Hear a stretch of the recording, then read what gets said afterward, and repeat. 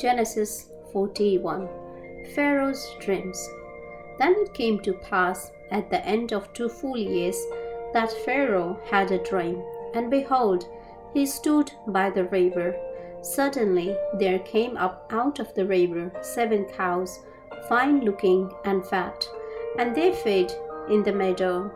Then behold, 7 other cows came up after them out of the river, ugly and gaunt, and stood by the other cows on the bank of the river. And the ugly and gaunt cows ate up the 7 fine looking and fat cows.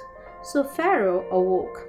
He slept and dreamed a second time, and suddenly 7 heads of grain came up on one stalk, plump and good. Then behold, 7 thin heads, blighted by the east wind, sprang up after them, and the 7 thin heads devoured the 7 plump and full heads. So Pharaoh awoke, and indeed it was a dream.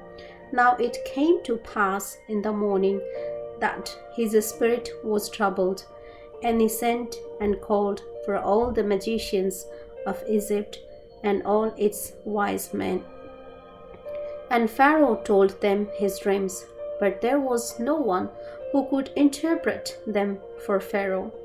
Then the chief butler spoke to Pharaoh, saying, I remember my faults this day, when Pharaoh was angry with his servants and put me in custody in the house of the captain of the guard, both me and the chief baker.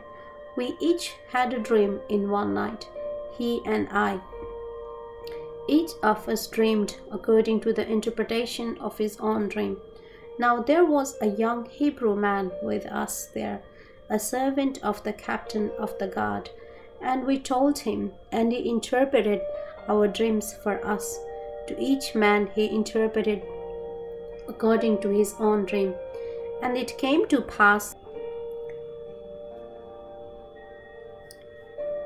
then Pharaoh sent and called Joseph, and they brought him quickly out of the dungeon, and he saved, changed his clothing, and came to Pharaoh. And Pharaoh said to Joseph, I have had a dream, and there is no one who can interpret it. But I have heard it said of you that you can understand a dream to interpret it. So Joseph answered Pharaoh, saying, It is not in me. God will give Pharaoh an answer of peace. Then Pharaoh said to Joseph, Behold, in my dream I stood on the bank of the river. Suddenly 7 cows came up out of the river, fine looking and fat, and they fed in the meadow. Then behold, 7 other cows came up after them, poor and very ugly and gaunt, such ugliness as I have never seen in all the land of Egypt. And the gaunt and ugly cows ate up the first 7, the fat cows. When they had eaten them up, no one would have known that they had eaten them, for they were just as ugly as at the beginning. So I awoke. Also I saw in my dream, and suddenly 7 heads came up on one stalk, full and good. Then behold, 7 heads withered, thin, and blighted by the east wind, sprang up after them, and the thin heads devoured the 7 good heads. So I told this to the magicians, but there was no one who could explain it to me. Then Joseph said to Pharaoh, The dreams of Pharaoh are one. God has shown Pharaoh what he is about to do. The 7 good cows are 7 years, and the 7 good heads are 7 years. The dreams are one, and the 7 thin and ugly cows which came up after them are 7 years, and the 7 empty heads blighted by the east wind are 7 years of famine. This is the thing which I have spoken to Pharaoh. God has shown Pharaoh what he is about to do. Indeed, 7 years of great plenty will come throughout all the land of Egypt, but after them 7 years of famine will arise, and all the plenty will be forgotten in the land of Egypt. and the famine will deplete the land. So the plenty will not be known in the land because of the famine following, for it will be very severe.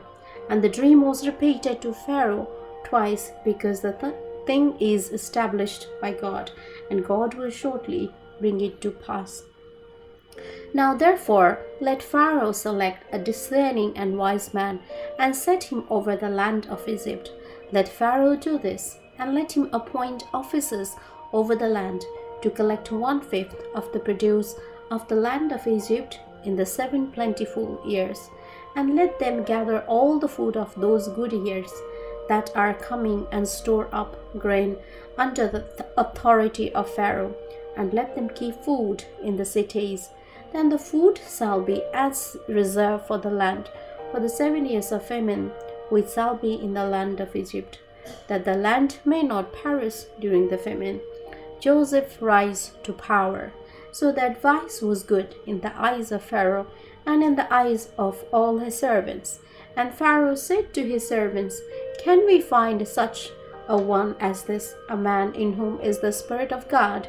Then Pharaoh said to Joseph, Inasmuch as God has shown you all this, there is no one as discerning and wise as you.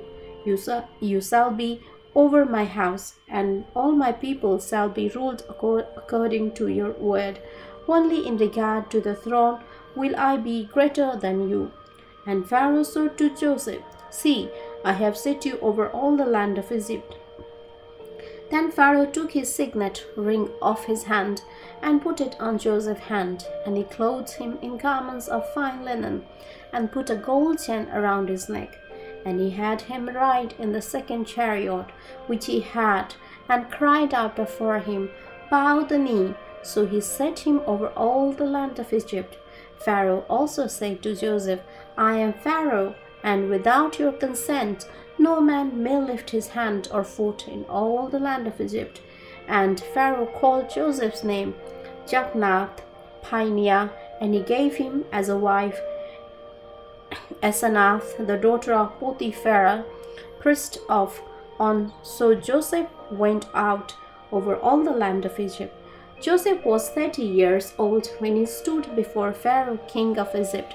And Joseph went out from the presence of Pharaoh and went throughout all the land of Egypt. Now in the 7 plentiful years the ground brought forth abundantly. So he gathered up all the food of the 7 years which were in the land of Egypt, and laid up the food in the cities. He laid up in every city the food of the fields which surrounded them. Joseph gathered very much grain as the sand of the sea, until he stopped counting, for it was immeasurable. And to Joseph were born 2 sons before the years of famine came, whom Asenath, the daughter of Potiphera, priest of On, bore to him. Joseph called the name of the firstborn Manasseh, for God has made me forget all my toil and all my father's house.